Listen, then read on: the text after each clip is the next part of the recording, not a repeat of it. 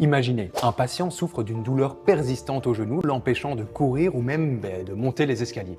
Vous posez le diagnostic de douleur fémoro-patellaire. Mais saviez-vous que malgré une prise en charge efficace, plus de 50% souffrent encore 5 ans après? La douleur fémoro-patellaire, c'est bien plus qu'un simple inconfort malheureusement. Elle affecte autant les ados que les adultes et elle peut être précurseur d'une arthrose fémoro-patellaire. D'ailleurs, savais-tu que les patients touchés avaient une qualité de vie diminuée et surtout sont 6 fois plus susceptibles de souffrir d'anxiété ou de dépression? C'est énorme. Du coup, aujourd'hui, on va plonger ensemble dans un guide basé sur les meilleures recommandations pratiques cliniques sorties en ce début d'année 2025 qui pourraient bien grandement influencer nos prises en charge. Ce guide, il est intéressant tout simplement car il est fondé sur l'analyse de 65 essais cliniques randomisés, mais également de témoignages de patients et experts, ce qui permet de proposer une vision assez large de ce qui est ou non recommandé actuellement dans le cadre de la prise en charge du SFP. Du coup, vu que cette étude, elle mélange un petit peu des résultats d'études, des avis d'experts, mais également de patients, on a une certaine disparité dans les recommandations. Mais ne t'inquiète pas, je suis là pour t'en faire un petit topo. Ah, sorry, je fais une petite pause dans la vidéo simplement pour t'en dire un petit peu plus sur Full Physio, parce que Full Physio, c'est pas qu'une chaîne YouTube. Full Physio, c'est quoi? Ce sont des milliers de ressources disponibles pour améliorer, te faciliter le quotidien dans ta pratique de kiné. Alors c'est simple, Full Physio, on a des masterclass, on a des webinaires, on a des modules EBP, on a des fiches d'éducation thérapeutique, mais on a également Full Physio Care qui va en fait te simplifier la prescription d'exercices pour tes patients avec des milliers d'exercices que tu pourras choisir et puis ensuite dans lesquels tu pourras déterminer des modalités adaptées à chacun des patients. On a également Full Physio Academy qui est en fait une plateforme sur laquelle tu vas pouvoir retrouver énormément de formations données par des experts et passionnés dans leur domaine respectif, que ce soit des formations présentielles ou en distanciel. Alors évidemment, je n'ai pas l'occasion ici de t'expliciter l'intégralité des ressources disponibles sur Full Physio, mais comme ça te donne déjà un petit aperçu. Donc si toi aussi, tu as envie d'en savoir plus sur la kiné, tu as envie de te simplifier la pratique, tu as envie d'avoir au final une plateforme qui t'apporte l'information scientifique sans toi devoir aller la chercher à droite, à gauche, tu sais ce qu'il te reste à faire, viens nous rejoindre sur fullphysio.com. Ah, et sache aussi que Full Physio, c'est aussi un podcast qui s'appelle Entendons, que tu pourras retrouver sur toutes les plateformes et dans lequel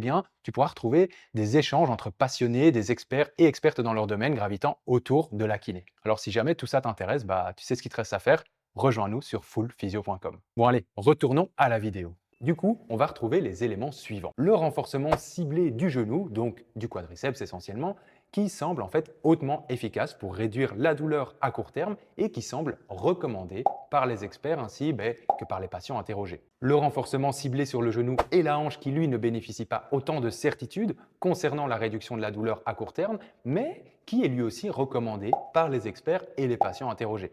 L'utilisation de semelles orthopédiques qui peine à démontrer un effet positif à court terme.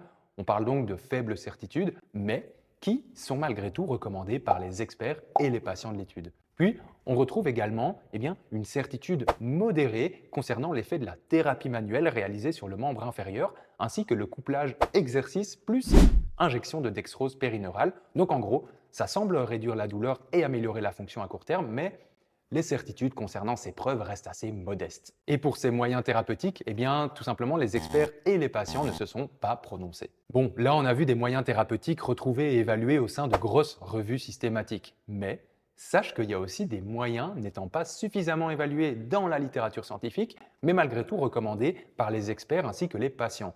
Ce qui est au final assez intéressant car c'est ce que nous apporte ce guide de bonne pratique novateur. L'avis des experts et des patients dans nos cabinets. Donc en gros, retiens que l'analyse et la correction de la technique de course ainsi que le tape rotulien semblent recommandés par les experts et les patients interrogés, mais pas énormément étudiés en tant que tels. Et enfin, il y a également les recommandations non recommandées car jugées inefficaces et c'est toujours utile de les connaître afin d'éviter de perdre son temps avec nos patients. Et dans ces interventions, on va retrouver grosso modo la combinaison de semelles orthopédiques avec des exercices de hanche et genoux, le dry needling associé ou non à des exercices, la thérapie par vibration associée à des exercices ou encore l'acide hyaluronique associé aux exercices.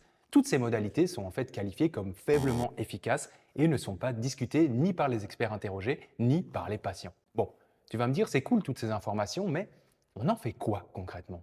Tu peux structurer ton approche du SFP en 4 grandes étapes clés. La compréhension du patient et de son historique, l'évaluation objective de l'état clinique influençant la prise en charge, la mise en place d'un programme de renforcement. Et enfin, la quatrième, la prise de décision concernant les interventions complémentaires nécessaires ou non. Allez, je vais te détailler tout ça. Du coup, la compréhension du patient et de son historique, c'est simplement déterminer le profil du patient. Donc, est-ce plutôt un sédentaire ou un sportif, voire un athlète? Mais c'est également jauger l'impact des symptômes sur sa vie quotidienne, de même que leur comportement en termes de fréquence, d'intensité, etc., ainsi que les éventuelles prises en charge antérieures. Donc, est-ce que le patient a déjà essayé beaucoup de choses avant de venir nous voir? Ensuite, en ce qui concerne l'évaluation objective de l'état clinique, on va retrouver l'identification des croyances du patient sur sa douleur, la gravité et la durée du comportement de cette douleur sur 24 heures, ou encore la compréhension des attentes du patient et des objectifs thérapeutiques qui en découlent. Mais c'est pas tout.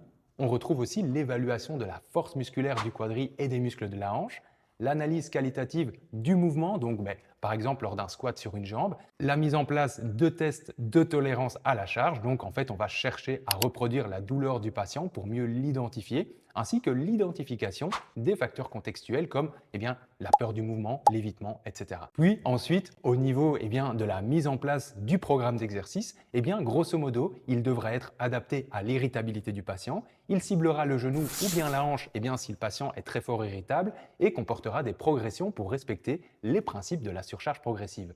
Et évidemment, en parallèle de ces exercices prescrits, il est également conseillé de réaliser de l'éducation thérapeutique, que ce soit en rectifiant les croyances délétères si nécessaire, en expliquant les mécanismes de la douleur ainsi que les processus d'évolution naturelle pour tout simplement rassurer le patient, ou encore en mettant en avant l'autonomisation du patient dans sa prise en charge. Et enfin, concernant les interventions complémentaires, les semelles orthopédiques peuvent être pertinentes si le patient y réagit bien en test-retest. L'analyse et la correction du schéma de course peut avoir sa place si le patient est un coureur, et le tape patellaire semble intéressant en cas de forte irritabilité. Donc en gros, retiens qu'il faut prendre le temps d'évaluer ton patient, de l'écouter et de prendre en considération toute son histoire thérapeutique, que les exercices ciblant le genou, ils semblent plus efficaces et qu'il faut rassurer le patient sur l'évolution naturelle positive de sa pathologie et qu'aux exercices, tu peux adjoindre, selon les cas, des semelles orthopédiques, une modification du schéma de course, du taping patellaire ou encore la thérapie manuelle. Et par contre, tu peux éviter le dry needling, la thérapie par vibration ou encore les injections d'acide hyaluronique qui ne semblent pas pertinentes. Et avant de te quitter, il faut évidemment aborder les limites de l'article qui sont qu'en gros, les études incluses datent d'avant 2022, donc il n'y a pas les études les plus récentes non plus, ou encore la classification des exercices ciblant le genou ou la hanche qui n'est pas 100% fiable, tout simplement car certains exercices choisis dans un groupe ciblaient indirectement l'autre groupe musculaire, de par la biomécanique de l'exercice, comme par exemple le squat qui stimule à la fois le genou et la hanche et qui pourtant se retrouve dans un groupe ciblant le genou. Bon, on arrive à la fin de cette vidéo, j'espère que j'ai pu t'apprendre des trucs pour ta pratique quotidienne car c'est aussi ça notre mission chez Full Physio et j'ai envie de te dire, si jamais tu as envie d'en savoir plus sur la kiné, tu peux nous rejoindre sur fullphysio.com où des milliers de ressources utiles à ta pratique quotidienne t'attendent. Allez, ciao ciao.